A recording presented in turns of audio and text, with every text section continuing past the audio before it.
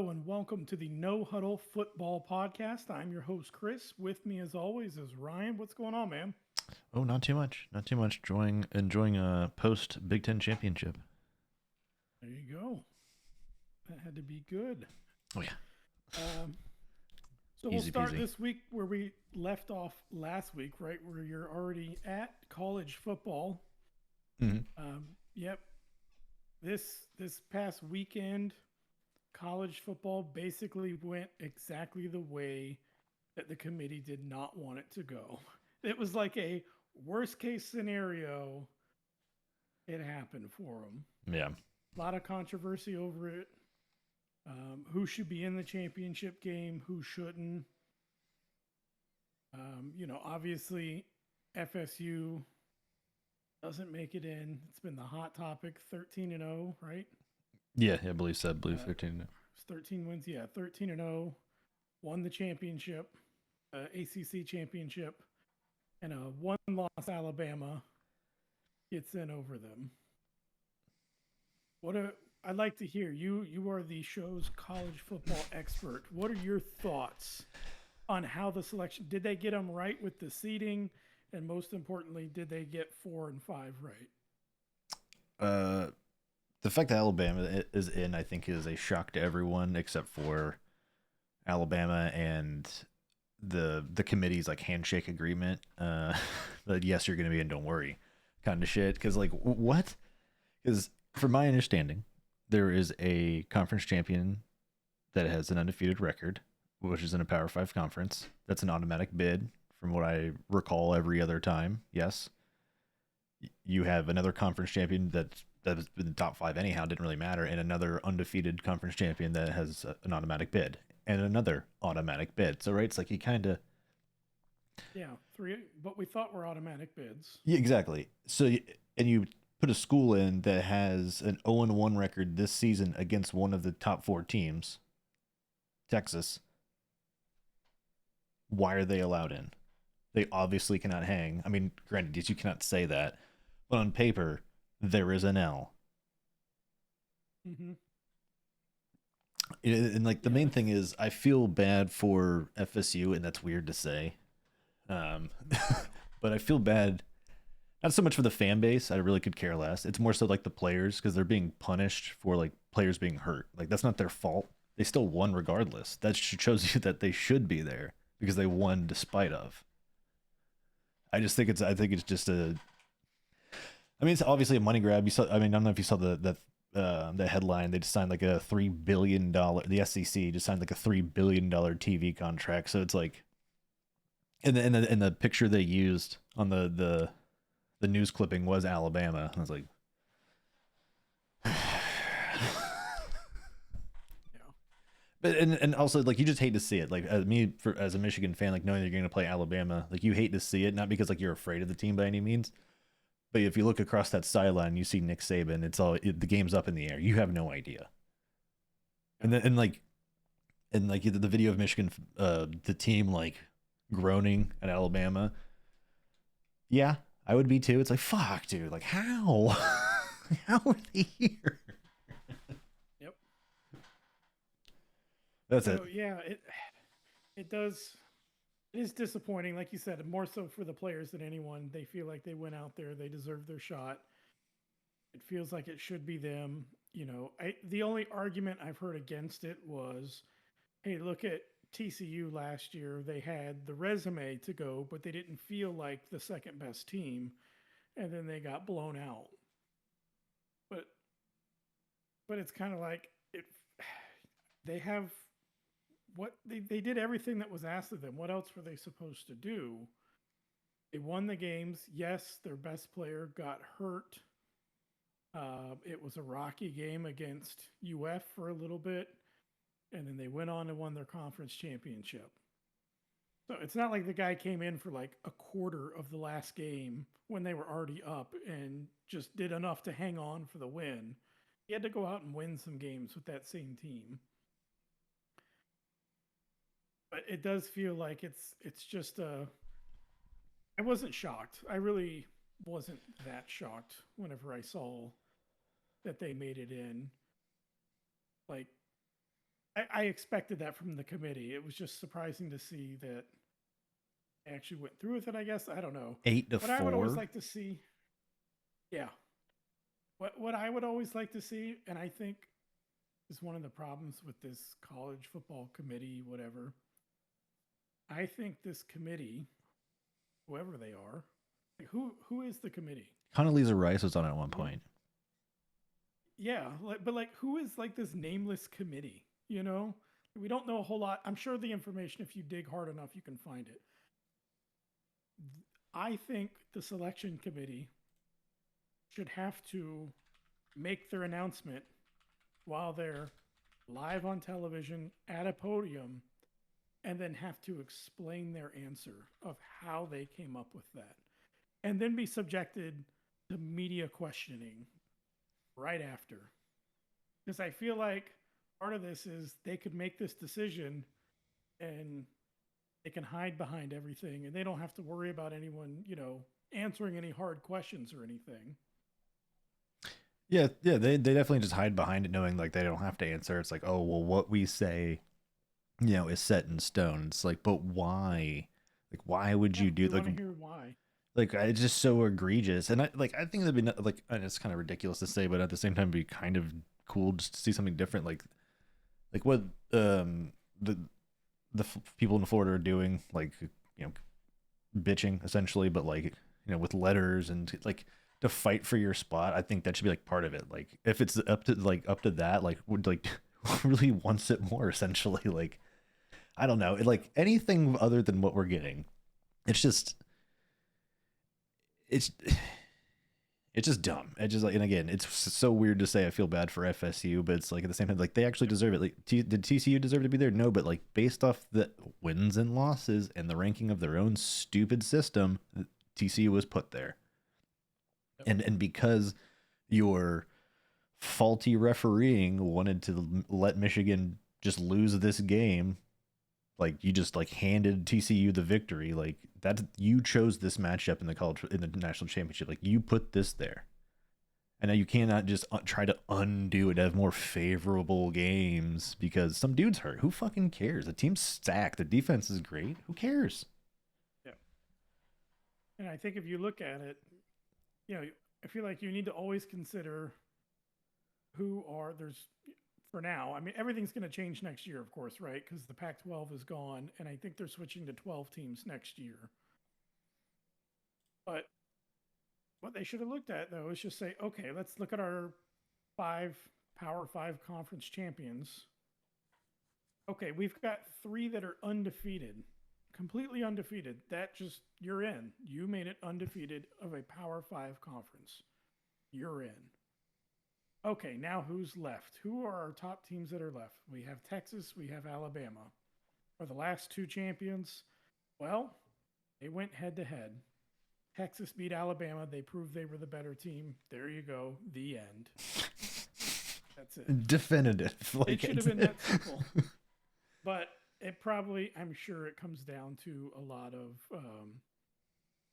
college football has always been very driven by money. Oh yeah, I mean, and I think that's what it comes down to. Yeah. Did you see the? I saw a graphic. I don't know if I sent it to you. I meant to, of the average ticket price for each conference championship game for this past weekend. Mm-mm. By far, the highest price ticket was an SEC game. It was like SEC's here, and then you have like Big Ten. And then you have like ACC and then Pac-12. Like, they were all bunched together down here, and SEC was up here. I think that's truly why they made it in. It's because, they can. In fairness, the way the Big Ten does sell more tickets. Yeah, well, yes, 100%. But in fairness, the way the Big Ten does theirs, like, and this is again their own stupidities. They put the 2 best teams by far in the same, like, division. Yes. Like, why? If they were in opposite divisions and that was ultimately your championship game almost year in and year out, Yes, I bet you that game would compete right there with an SEC championship. I think it's because they want the game every year, and that'd be great. But at the same time, as a Michigan fan, knowing that yes, we're gonna still have the game, but with way higher stakes, is like way better to me. Just knowing, Yeah. like, I know, and I know any Ohio State fan would echo this, but in reverse. If Michigan was playing Ohio State in the Big Ten championship game, knowing the fact that this was an elimination that other team could not possibly face me in the college football playoffs, best believe that we'd be like, fine, get rid of the rivalry game. This is all we care about. We'll just strive to to win the division and be there. The only thing that it would take away, I mean, I'd like to see it too, but the only thing I could see that it would take away, but it works everywhere else, is it would take these home and home series and it would make every game a neutral site series. Yeah, even better. Yeah, exactly. I mean, but again, wherever I don't know, where do they play the Big Ten championship game? Indy. Okay. But like, there you go. Our game in Indy. Our win-loss versus each other is getting pretty even. So like, why don't, like, when we get to a point when it's like a tie, call it there. Boom. We're gonna move this to higher stakes. You know, like. Yep. I'm all for it. It would make, because that game is so much more interesting than the actual championship game. It's the most Big Ten every year. Yes, because it's usually against Iowa, and every team stomps the dog shit out of them. Well, when I say every team, I mean 2 teams. The only teams that can win. Michigan or Ohio State is just going to beat the crap out of them every single year. Yeah. So. Oh, but I did pull up the committee if you want to know the names. Yes. So we have Chris Hout, retired Nevada Wolfpack athletic director and football coach. Mitch Barnhart, Kentucky athletic director. Boo Corrigan, NC State athletic director. Chet Gladchuk, U.S. Naval Academy athletic director. Jim Grobe, retired football coach at Wake Forest, Baylor, and Ohio. Mark Harlan, Utah athletic director. Ward Manuel, Michigan athletic director. David Saylor, Miami of Ohio athletic director. Will Shields, former NFL player and Nebraska All-American. Gene Taylor, Kansas State athletic director. Joe Taylor, former Virginia Union head coach and current athletic director. Rod West, former Sugar Bowl president and current trustee at Notre Dame. Kelly Whiteside, former college football reporter of Newsday, Sports Illustrated, and USA Today. Recognize one of those names. Ward Manuel. No, it was the guy that was a former player. Oh, Will Shields? Yes. Yeah. That's the only person I recognize out of all of those people. Yeah. I know Ward Manuel, obviously, because he's my AD, but at the same time, I remember him playing in the NFL and college mainly the NFL very briefly. We were like kids. Yeah. Okay. I wonder if they have to come to a majority vote, or does it have to be a unanimous vote? It's 13, so I believe it'd have to be majority. Yeah. Or like they do a voting system, or like a point system. Write down who you think is first, second, third, fourth. If you're first, you get X amount of points. Second, and then they add them up. I believe in theory they have some kind of formula, but as you can see, it does not matter. So I would like to see, though. So let's just say they have to do a vote where they have to assign their own personal ranking, and based off each person's ranking, if you rank Michigan 1, they get 10 points from you. And then if you rank Washington 2nd, they get like 7 points from you. However they do it, right? Mm. But then it should show us the final result, and then show us a table that shows everybody's votes. How did each person vote? Who put Alabama at 4? Who probably put them higher just because they're Alabama? You know what I mean? Mm-hmm. Like, I would be interested to see. So at least those people can explain themselves and say, hey, this is why I'm putting this one above them. Are they just going to say the tradition of the college football playoffs? You got to have an SEC school. Yeah, We're right. all about tradition here in college football. So there is a voting procedure. It seems to be, based off of the Power Five conferences, the different polls, so your AP, your coaches, Harris, and then your computer rankings. So they take in, I guess, BCS, into some aspect. That's what it would seem to me.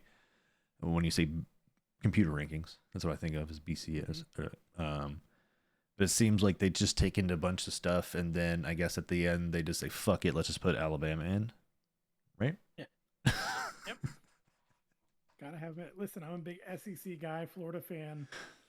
I'm all for the SEC, but they had a little bit of a down year by their own standards. Yeah, I would say for sure. I just don't know that. I don't know that they deserve the spot. If Georgia would have won, okay, Georgia in over Texas. I'm pretty sure Alabama won 2 games off a Hail Mary. The Iron Bowl for sure. Like they almost didn't win that. So it's like, yeah, they so deserve to be there because they almost lost 2 games and lost to one of the teams currently in the top 4. But that other team there, perfect record, but fuck them, right? Yeah. I guarantee you, though, if Georgia wins, yeah, they would be in. The top 4 would wouldn't have be in, changed. Texas would be out. Yeah, the top 4 wouldn't have changed. No, Michigan would. I'm saying if Michigan would have been 1, Washington would have been 2, no doubt there. Yeah. I'm saying if Georgia wins, they would have stayed probably higher than Michigan, right? Because they had Georgia 1, Michigan 2, Washington 3, FSU 4. 3. Yes. So I'm saying FSU, they just got kicked out because they had to fit an SEC team in there, and they couldn't put them at the top anymore, so they had to squeeze them into number 4.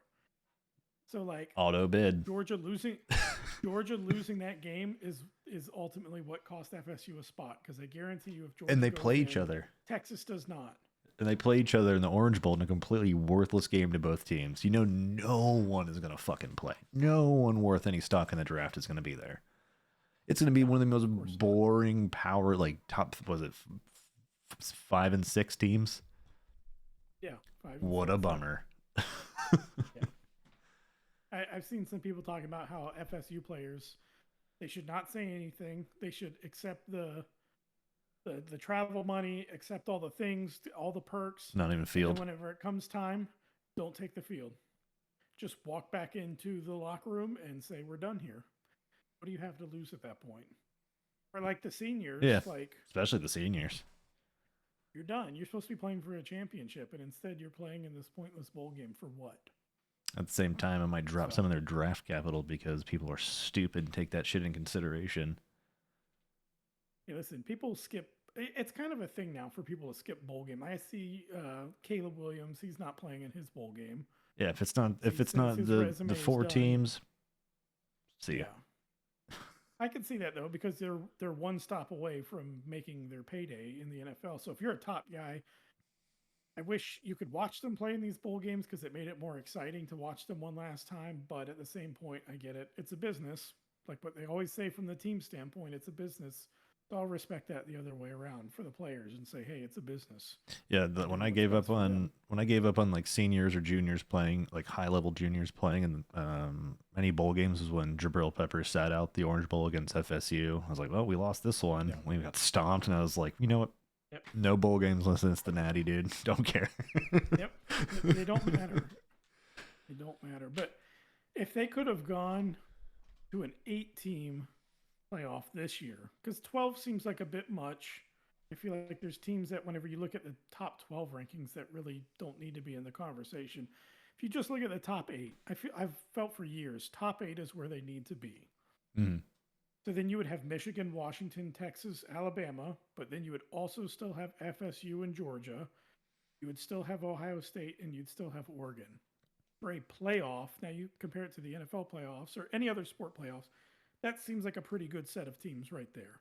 If you can't make it into the top 8, then I don't want to hear your argument. That's fine. Yeah, it's pretty cool because then it's like basically just a re-scrambling of the best teams in the conference championships. So it's like you get a lot of like potential revenge games that have like high motivation for these teams. Like that's pretty sick. Like, could you imagine like either like again? I'm just gonna take Michigan, Ohio State just because that's really the only game that anyone cares about. But if you take you take one wins their conference champion, like let's say they move the game to the conference championship. Michigan wins. you know, and then we go on, we face each other all the way up. We work our way all the way up in Cincinnati, and we're playing each other. Like, how much more, like, imagine the ticket sales then. Yeah. Like, SEC be damned. They ain't outselling that. There's no matchup the SEC can have that's going to be better than that for a national championship. You know, like, that'd be fucking sick. Yep. But as it is, FSU getting shafted. They're out this year. Wah, wah. Moving over to the NFL, speaking of championships, we had a NFC championship rematch this past week and maybe potentially an NFC championship preview for the NFL this year, the 49ers and the Eagles. Did you get to catch a good portion of that game? More so just excuse me, highlights. I didn't pretty busy weekend, but mainly highlights. I really didn't expect the score to be as lopsided as it did. Every time like I was like looking on the app, especially, I'm like, what is happening? Like it seemed like I don't know, like the Niners kind of just like got right back on track. Like, you know, they were on like their steady, just plowing, and then maybe hit like a ramp, like on speed, with like an inexplicable like flat ramp makes them go way high, and they just did that. You know, they just fucking off the rails, and then they settled back in. Everyone seems to be grooving. I mean, Brock Purdy 4 touchdowns, 300 yards. McCaffrey obviously has been not injured all year, which is a big help. Yep. I mean, Debo wearing black Air Force Ones. It's pretty. I mean, 116 yards, 2 touchdowns, pretty crazy. Yep. So there was a lot of talk after the game last year that the 49ers said they felt very confident they could have won that game if they had a quarterback. And we all wanted to see a fair matchup. It was kind of disappointing to see both quarterbacks go out. And you have a quarterback who everyone in the building knows cannot throw a ball. All he is there to do is to hand the ball off every play. You know, if you're going to have a throw, it's going to have to be Christian McCaffrey out of a wildcat formation type thing. Like, they just had no chance. So this was really good. I know they've had this circled on their calendar all year. I'm glad the NFL waited on this game, didn't give it up front or anything. Make it a really meaningful game late in the season. Yeah. But man, it's like the Eagles came out, put up a couple of field goals. It was a little bit of a slow game.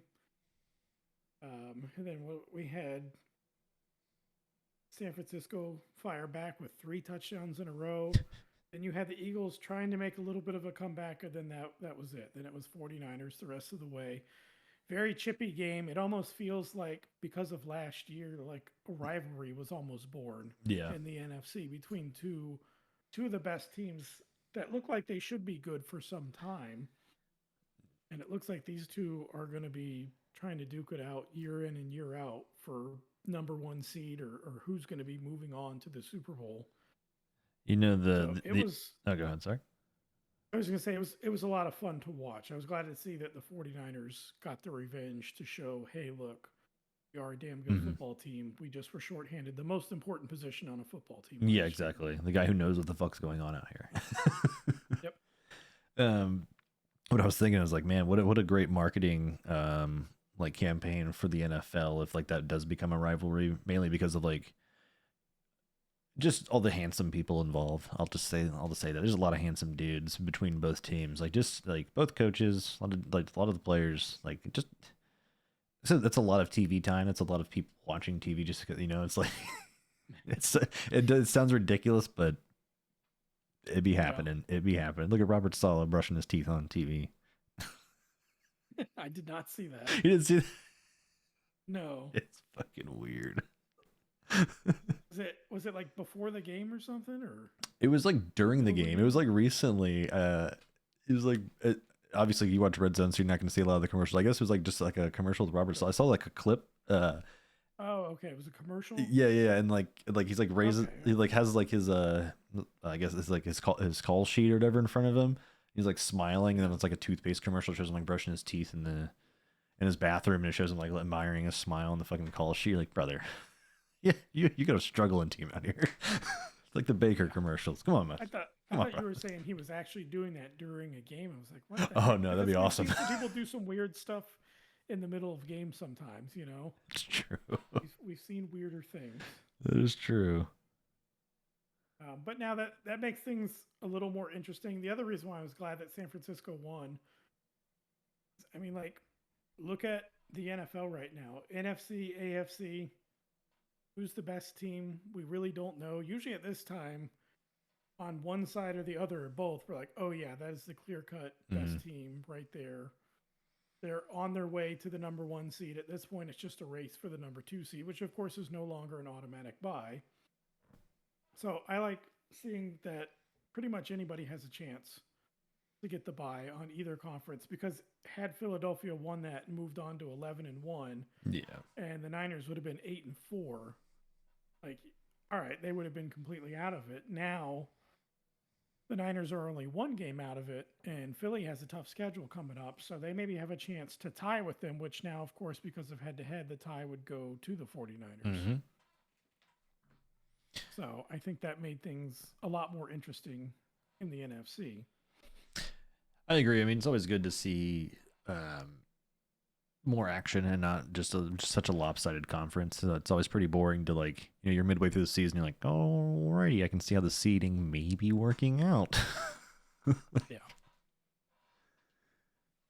So, speaking of Philly, though, they have a game I'm really excited to watch, and I will probably stay up and watch the whole thing next week. Mm-hmm. You have Eagles at Cowboys, and that makes it even better that it's at Cowboys. That way it's a little bit more challenge for the Eagles. Eagles trying to hold on to that number 1 spot. They could go from the number 1 seed to the number 5 seed, essentially. Basically, yeah, because it's so tight. Because I don't know if they played once or twice so far this year. Who? Dallas and the Eagles. Okay, no, the Eagles. Once. Eagles won the first one. Yeah, 28-23. So I don't know if the Cowboys were to win this one. I don't know if that would put them number 1. You'd have to look at the division record. So would that put Dallas as number 1 in the division? Because they would be. Dallas is 3-1. They're 3-1. I'm trying to. There we go. There's where that AFC. would put them. Okay, so that would I would say that put that If that would Philly, put. I would say that would put. That'd be if tough. Philly loses, they would be 3-1 in the division, and Dallas would be 4-1 in the division. So that would put them over Philly. Yeah, because they would have a higher So- win percentage or whatever. Yeah, within the division. Yeah. So that means if the Cowboys win that game, they move to the top, and Philly would move from the number 1 overall seed all the way down to the number 5 seed. Just like that. Button it Just up. like that. Then you would go from a first round bye to a practice first round bye against the winner of the NFC South. Because that is essentially going to be another bye game or a bye week for whoever lands in the 5 spot again. More or less. More or less. But I'm sure there's going to be a very chippy game. I'm sure a lot of penalties. Maybe we'll get some more ejections like we had. I don't know if you saw that. There was a couple ejections in the Philly 49ers game. That security guy is going to get ejected again. Big Dom. Yeah. Is he going to be allowed back out there? I don't know. I wonder what the NFL will do, or if they're seeing this game coming up and like, no, you got to be suspended for that game. We can't have you out there against Dallas. Yeah, because they're going to be targeting him. And excited to yeah. And he's going to be all excited, like, hey, spotlight's on me now. Like, I'm going to go out there. All right. Gotta get this for the gram, bro. Gotta get these likes, bro. Exactly. Yeah. So that will be a really good game, though. Sunday night, I'm sure I'll stay up. I'll regret it Monday morning, but it will be worth it. Sunday night to go watch that game. I think that has the potential to be like an instant classic, if you will. On the flip side of things, we talked about some good teams. Let's talk about the worst team in the league, the Carolina Panthers. They have officially been the first team eliminated from the 2023 season for the playoffs.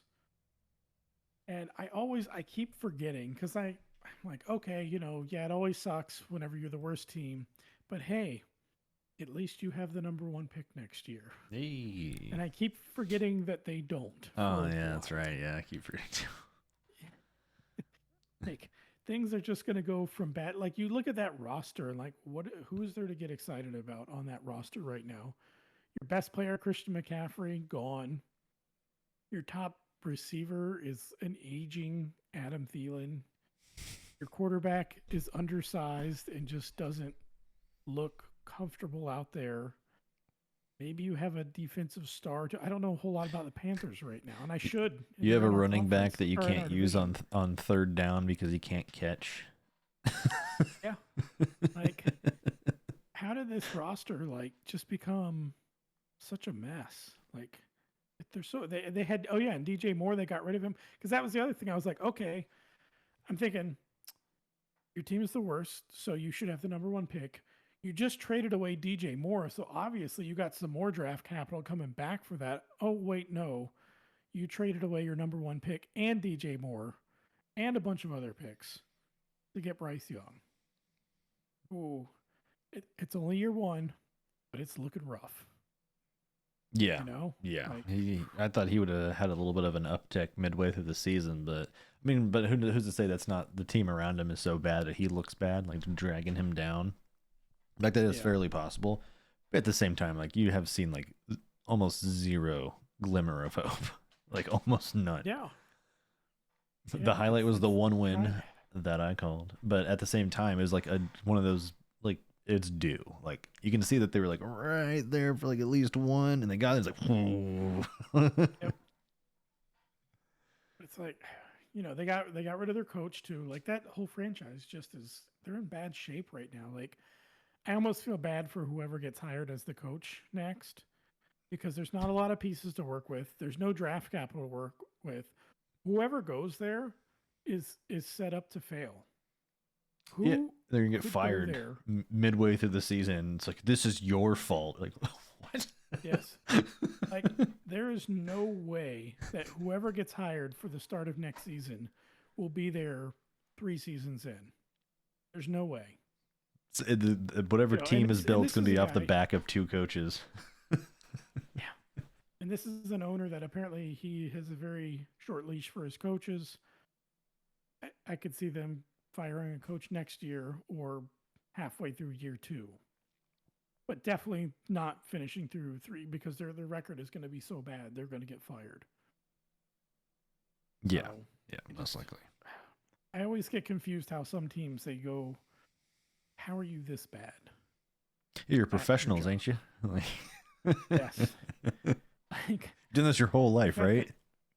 that yes, how did you get in this big of a hole? Like I understand where you're gonna miss here or there on a pick. You're gonna have some highs, some lows. Some people are able to maintain it, but like, how do you stay this bad for this long with no glimmer of hope? Like, because they're I feel like they're just at the beginning of it, and it just looks the Yeah. outlook looks very bleak. The next at least 5 years there. So, speaking of getting it right or wrong,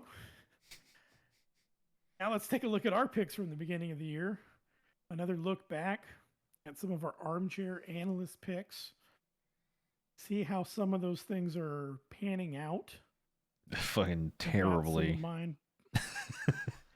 So we've got right now, just run down them, run through them kind of quick. Which teams you think will finish with the best and worst regular season record? For best, I had the Chiefs, who've been surprisingly good at best, but not great. Yeah, 8 and And then I 4. had the Cardinals as the worst, which they're not too far off. Not quite. They're still pretty bad. Yeah, 3-10, so they're close. It's just Carolina overtook them. What about you? Do you remember who you got your picks pulled up? No, because I had the PDF, and I don't know what happened to it. I have vague recollection. I believe I wanted to say I did Kansas City as well, for the best record, and for the worst, I want to say I picked Atlanta, honestly, Yeah. and they're proving me wrong. They're capable. Yep. They're okay. What 6 wins? They're right in the middle. Very Yep, average. they're capable. They're able to win, but they're also able to lose. Yep. Number 2, which team will be the most improved based off of their win total from the previous year?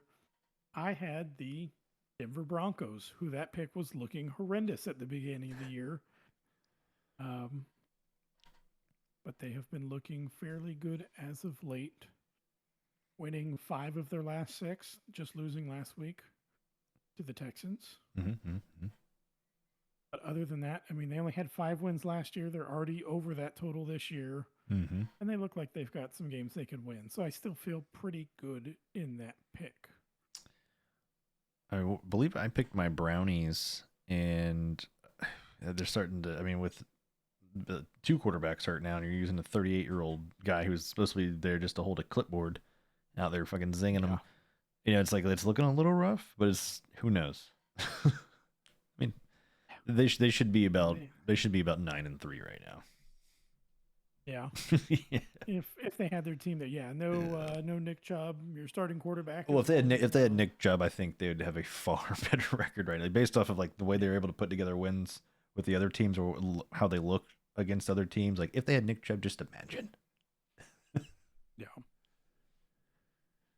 And then we have which team is going to score the most points. I was guessing the Lions, which they are in 6th right now. Number 1 being the Dallas Cowboys. Damn, I think mine was the Eagles. Yeah, they are 4th right now. Miami, even with their 70-point game, they are just barely number 2. 388 points for Dallas, 384 for Miami. Your Eagles, 329, and my Lions, 327. Damn, pretty close. Yep. For points against, fewest points given up, I was really all in on the Saints. And that was not a good pick because they are very middle of the pack, maybe even a little lower than the middle of the pack on points given up. Their team has not been as good as what I was expecting. They've given up 255 points this year. Damn. The worst is, for perspective, the worst is Washington at 395. And the best is Baltimore at 187. Oh, wow. Baltimore nice. is like sneaky good. Always. I think we talked about the beginning of the year. Like for some reason, they're just like always had like, no. Yeah. I think I picked my Brownies for that one. Yeah. Yeah. They're about top 10-ish. Yeah. I think the Ravens are just in a crowded AFC and they don't grab a lot of headlines right now. So they just can stay under the radar, which I'm sure like most teams, that's right where they want to be, is under the radar. Best spot to be in. Offensive defensive rookie of the year. For offense, I had Bijan Robinson because I thought that the Falcons coach likes to run the ball, which he does. What I did not account for is that he must flip a coin every day to decide who his star running back is going to be for that day. I really thought him getting, because like we've seen it with Kyle Pitts goes there, generational tight end, not even used. Yeah. You get Drake London, who looks like he could be a stud receiver, not even used. And then you have Bijan. I'm like, all right, well, he's running back on a the run heavy team. Wouldn't think that there would be games where he just doesn't hardly play for no reason, including that game where he had 1 carry for 2 or 3 yards at the end of the game just to say that he was there. So, do you remember who you had for your rookie of the year? Offensively, I want to say I picked a quarterback, but I don't remember whom. And defensively, I think I thought you went with Bijan too. I might have. Because I think we were looking at the quarterbacks and we weren't expecting much from them. No. Yeah. So I feel like we both went Bijan. I don't know who you picked for defense, though. I do. Joey Porter Jr. I do remember that. Okay. But he's doing pretty good. But I don't think he's going to win defensive rookie. Unless he fucking pops off the last bit of the year. Yeah. It's looking like Jalen Carter, or there's a couple other guys that have been doing pretty good on defense. It's still A kind lot of of good up in the defensive air. rookies. A lot of good defensive rookies. This is one that my pick was a total bust. League MVP. Yeah, mine was too after 4 snaps. So After 5 snaps, no, 4 snaps. Three Well, snaps well, with the ball and yeah, then it's Achilles. 1 snap with the leg. Yeah, well, mine didn't fare a little bit better, but still the same fate because I had Joe Burrow. I figured, in the last year before I see that team starting to have to break up due to salary cap issues, I just was all in on Joe Burrow, thinking, all right, they're just going to go nuts this year. T. Higgins is about to go, like, this is their year. This is probably their best year to win it. And that did not happen. I had my honorable mentions as, all these just, they're not happening. Justin Herbert, Trevor Lawrence, and Justin Jefferson. None of those are winning. Nah. I see now that people have started to label Brock Purdy as the new favorite after this last week. He is now the MVP favorite. I think. But why? Just because he's a quarterback? If there was ever a year for it not to be a quarterback, Oh, this would be the year. This is the year. Tyreek Hill. I would say right now, Tyreek Hill is the league MVP. Yeah. I don't see, no one can make a case and convince me otherwise. Well, let's just take a gander. Let's just take a gander here. So, you could. Oh well. Yeah, because he has 14, basically 1,500 yards receiving. The next closest is CD with 11. So he called that he was going to get 2,000 yards this year. He said that at the beginning of the year. He says, I'm going to get 2,000 yards. He's about to do it. It's 500 more. Which he'll probably get 200 in a game, I guarantee. He'll probably at least put in early on. In like the remaining games, however they're left, he's going to probably put up 200. But you could also make a case for CJ Stroud to win Offensive Rookie and MVP. You could make that case. He doesn't have to. I'd still take Tyreek. I'd still take Tyreek all day. But he's not the most. But he's not essentially the most. But he's not technically the most valuable. If you look at what the MVP is supposed to really be, is the most valuable player. Yes, that is what the name of the trophy is. Just because he has the highest stats does not mean he's the most valuable. They can win with their 2 running backs and their other receiving core. But CJ Stroud is the most valuable to his team. If he was not there, they would not be where they are. That is what MVP means to me, at least. And you could also say the same in reverse is when, I'll say another counter argument real quick. When Peyton Manning was injured and was out the whole year, I believe firmly he should have been the MVP, despite not, playing, because it proved he's the most valuable player on a Super Bowl caliber team. Because he was not there, and they lost everyone. But I'm going to say Tyreek, though, because of what he's doing on the field. And I think he opens things up for other players. Yeah. That's the thing, too, is, he's drawing some extra coverages. You see some plays where he's not getting the ball, and he's drawing the safety over, and that's making the tight end wide open in the middle of the field, or Jalen Waddle on the other side. Or running lanes are open because what do? They take Tyreek from the right side of the field, have him run by, fake a jet sweep, so the whole defense is following him, and then they just run it to the side where he just came from, and now their running back is easily picking up 30 yards. So this is you take Tyreek off the field, and you don't have that dynamic. I just feel like he's been the most valuable this year. That's why I get that. That's what I'm saying. You take him off. I think there's some indirect stuff there. Like with CJ Stroud, it's a lot of direct stuff, but with Tyreek Hill, I think there's a lot of indirect things involved that make him super valuable to his team. I get that, but if you took Tyreek off the field altogether, do you think the Dolphins would still have a winning record? Where are they at right now? 9-3. A winning record? Yes. I think they would still have a winning record, but they would have less wins still. I think yes, they would have less wins, but who's it, just because of the production that Tyreek had? doesn't mean that it wouldn't have been distributed to other receivers. It doesn't sound like those yards just disappear per se, or those touchdowns. They don't just disappear. Like his 93 receptions have to at least be attempted to other receivers. Yes. Some of them are going to go elsewhere, but you got to think too. Someone that doesn't stretch the field.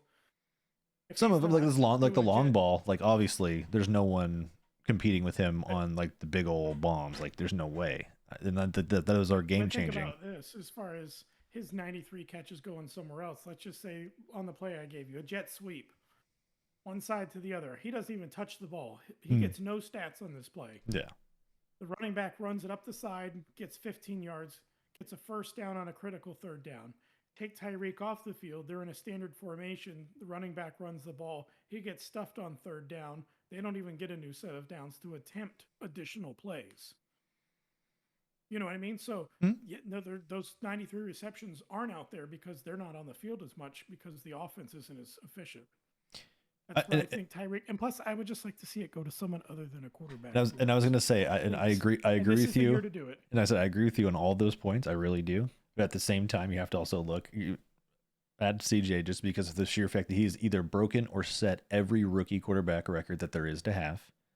He's willing his team that was like not destined to do shit into the playoffs, and he looks good doing it on like with a rookie coach. Yeah. So I would say those would be my two at most front runners for sure. There's no one else that could come close. He is definitely offensive rookie of the year for sure, hands down. I don't think the NFL would ever put a rookie quarterback. I mean, not saying that they shouldn't, but I would be shocking. Who do you think the NFL would want to see at a podium giving a speech with the MVP like trophy? Who do you think they would be like way more like cool with?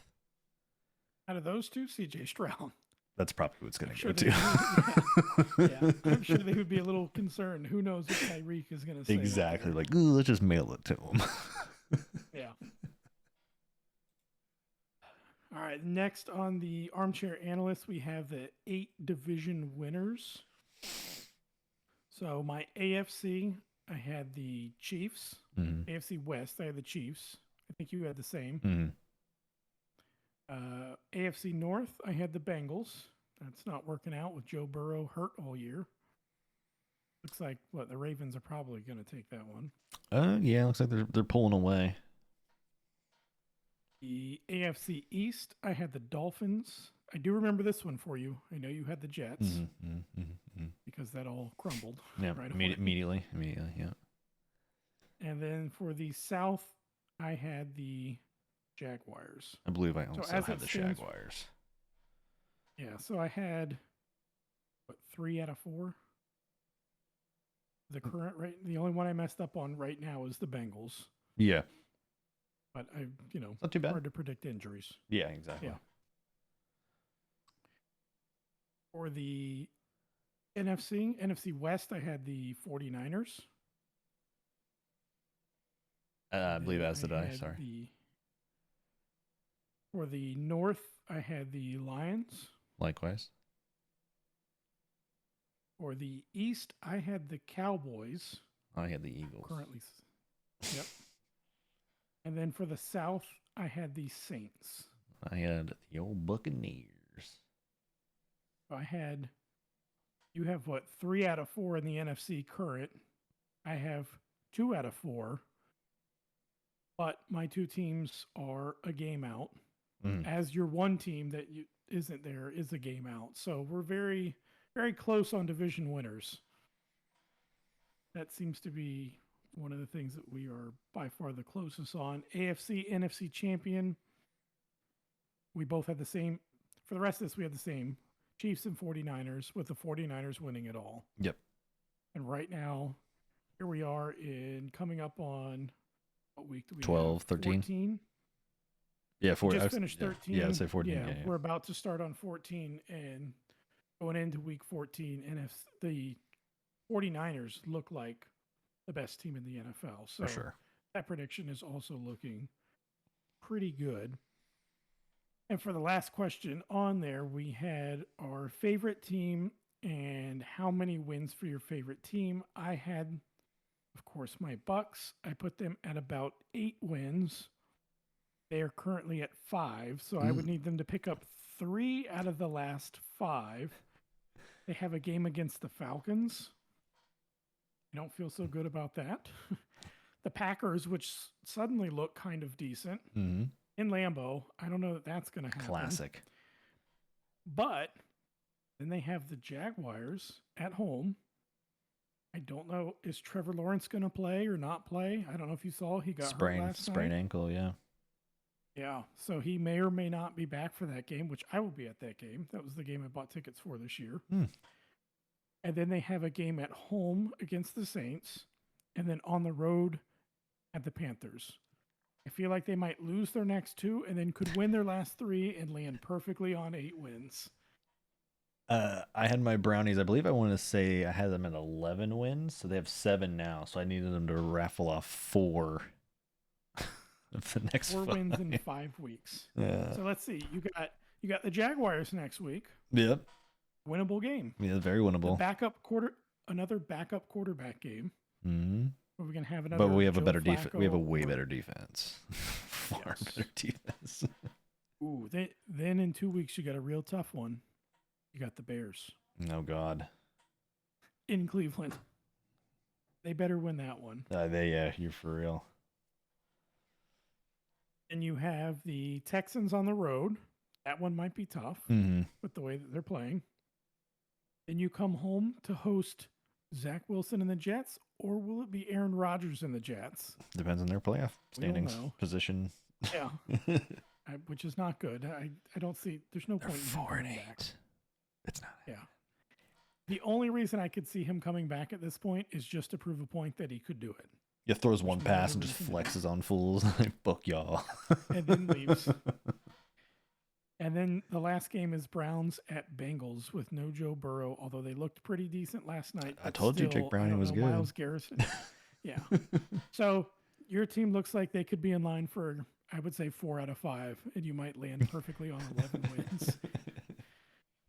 That would be something if we both got our team wins right Yeah, right. on the nose. Yeah, on the last possible week. Yeah. Nail them both. So for the last part, those were our beginning of the year picks, but for now we are going to do our week 14 2 locks and an upset picks. I think, did I go first last week? I think I went first last You week. did, yeah. So you get to go first this week. The first lock, I will take the Lions over the Bears.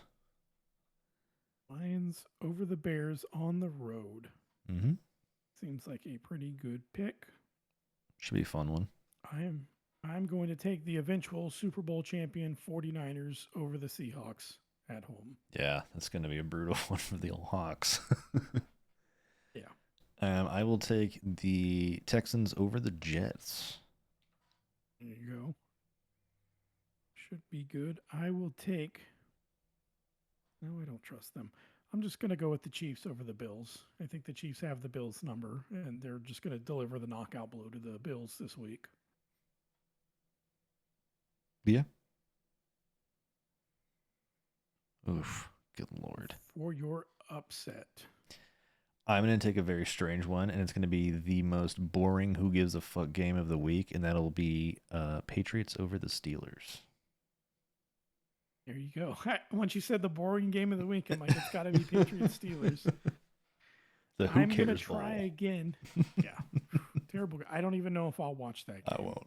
Because, I mean, I have the only reason I would have watched that is for fantasy football purposes, but Ramondre Stevenson is now out for several weeks.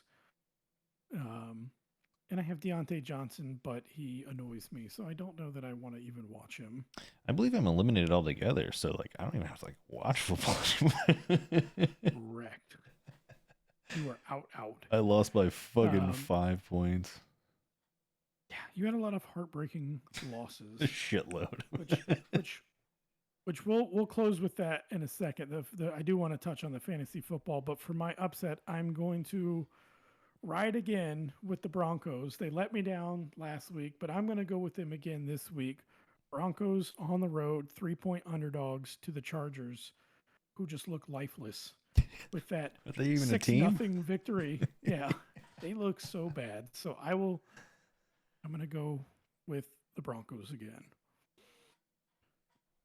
So before we close out, though, I did want to touch on the fantasy football. You reminded me because we have 1 week left. I think we have some very, like the way the schedule shook out, we have some very interesting matchups. So we got my buddy Richie locked into that number 1 seed and has been. He's been like he's the Mike McGuigan of this year, by and far the best looking team. He's had some really good pickups throughout the year.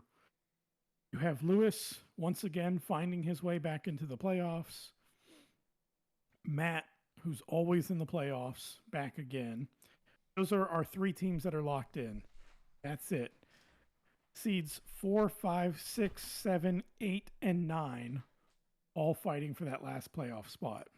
10, 11, and 12 eliminated because you're going to need at least 7 wins to get in this year.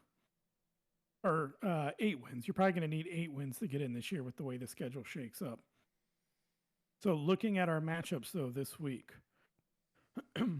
So for myself, I have me versus my wife, Miranda, for the right to make the playoffs. Go Miranda, dude. One of us is going to make it. One of us is going to be out. That's fine. You have Butch and Brian, the 5'9". Again, neither one of them are locked in, so both of them are essentially kind of fighting for a playoff spot. You have Lewis and Matt fighting for who's going to take the higher seed, the 2 seed, because it's a 2-3 matchup. You have Mike. Luckily, thank goodness for me, he lost his past week, because then that means he did not lock in a playoff spot. So I need him to go out there and win this week, because if he knocks off his opponent, I might still have an outside shot to get in with a loss. Nice. Very small, but still would have a chance. The 1-10 matchup is pointless. But then we also have the 11-12 matchup. You and Steph duking it out. I don't even think she's going to set her roster. What's that? I don't think she's going to set her roster, dude. No. It's bragging rights in the house of who did not take last place this year. Hey, all that matters is I am undefeated against House Koffler. Undefeated. Yeah. 2 of my 3 wins are against you and Miranda. Yeah. There you go. 2 out of That's the only weeks that count.